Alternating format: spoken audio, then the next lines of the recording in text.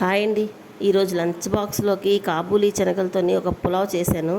చాలా టేస్ట్గా ఉంటుంది, అంతే ప్రోటీన్ ఫైబర్ కూడా ఉంటుంది. ఇది లంచ్ బాక్స్లోకి క్విక్గా చేసుకోవచ్చు, చాలా టేస్ట్గా కూడా ఉంటుంది. ఓకేనండి. నేను ఫంక్షన్ ఉంది, ఫంక్షన్కి వెళ్ళే హడావిడిలో మా హస్బెండ్ కోసం, మా వారి కోసం లంచ్ బాక్స్ ఇలా సింపుల్గా ప్రిపేర్ చేశాను. దానికోసం ముందు రోజు రాత్రే కాబూలీ శనగలు నానబెట్టేసుకున్నాను. మార్నింగ్ లేచిన తర్వాత కుక్కర్లోని ఆ శనగలు ములిగేటట్టు నీళ్లు వేసి చిన్నది ఉప్పు పసుపు చిన్నది చాలా తక్కువ శనగలు చప్పగా ఉండకుండా వేసి విజిల్ పెట్టాను. 3 విజిల్స్ వచ్చాక ఆఫ్ చేశాను. ఒక పెద్ద క్యారెట్ ఒకటి, 2 మీడియం సైజు ఉల్లిపాయలు, 4-5 పచ్చిమిరపకాయలు వేసి కట్ చేసుకొని పక్కన ఉంచుకుందామండి. ఉంచుకొని కుక్కర్ పెట్టుకొని కుక్కర్లోని 2 స్పూన్లు ఆయిల్ వేసి పచ్చిమిరపకాయలు వేసి వేయించుకుందాం. పచ్చిమిరపకాయలు కొంచెం వేగిన తర్వాత మనం కరివేపాకు కూడా వేసుకుందామండి.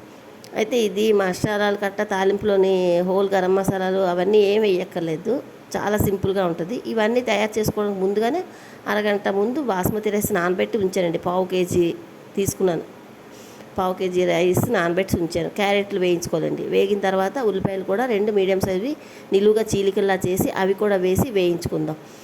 వేయించుకున్న తర్వాత మనం బ్రౌన్ అంటే కొంచెం ఉల్లిపాయలు సాఫ్ట్ అయ్యి గోల్డెన్ బ్రౌన్ లాగా వచ్చాయి అనుకోండి, అప్పుడు మనకి చాలా టేస్ట్గా ఉంటుంది. ఉల్లిపాయలు వాసన లేకుండా, పచ్చి వాసన లేకుండా చాలా బాగుంటుంది. ఇప్పుడు ఇలా వేగాయి కదండి, కొంచెం సాఫ్ట్ అయ్యాయి కదా.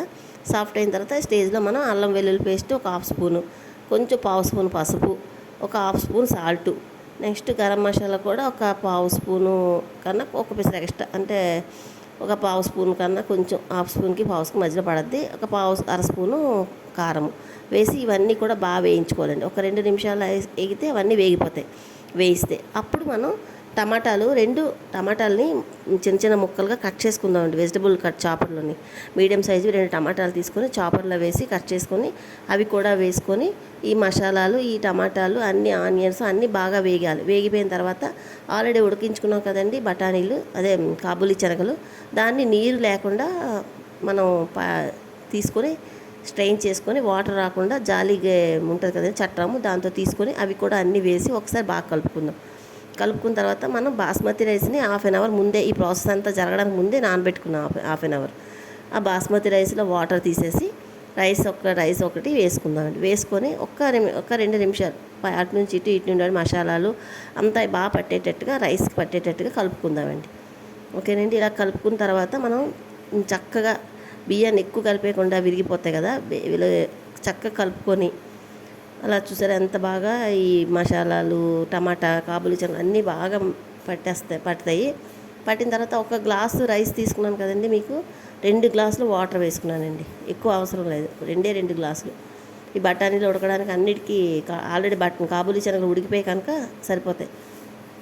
వేసిన తర్వాత మొత్తం మంచిగా కలుపుకుందాం. 1/2 కేజీ బియ్యానికి 50 గ్రాములు శనగలు తీసుకున్నానండి. ఒక క్యారెట్, 2 మీడియం సైజు ఉల్లిపాయలు, 2 మీడియం సైజు టమాటాలు, అది ఒకసారి అన్నీ చూసుకొని ఇప్పుడే మీరు సాల్ట్ కానీ మసాలా కానీ సరిపోతే చూసుకోండి. నాకైతే అన్నీ సరిపోయి. అప్పుడు కొంచెం కొత్తిమీర, పుదీనా కూడా కట్ చేసుకొని అవన్నీ వేసి కుక్కర్ మూత పెట్టేసి 3 విజిల్స్ వచ్చిన తర్వాత ఆఫ్ చేసి స్టీమ్ పోయిన తర్వాత తీస్తే ఎంత క్విక్గా లంచ్ బాక్స్లో రెడీ అయిపోద్దండి. చాలా టేస్ట్గా ఉంటుంది, చాలా పొడి పొడిగా వచ్చింది, చాలా చాలా బాగుంటుంది. దీన్ని మీకు చల్లని రైతాతో తింటే ఇంకా సూపర్గా ఉంటుందండి. ఎలా అనిపించింది ఆ వీడియో? చూసారు ఎంత సాఫ్ట్గా ఉడికిపోయిందో. నా వీడియో మీకు నచ్చినట్లయితే లైక్ చేయండి. మరిన్ని మంచి వీడియోల కోసం సబ్స్క్రైబ్ చేసుకోండి. థ్యాంక్ యూ ఫర్ వాచింగ్ అండి. బాయ్ అండి. ఎమ్మీగా ఉండే కాబూలీ శనగల పులావ్ రెడీ అండి. బాయ్.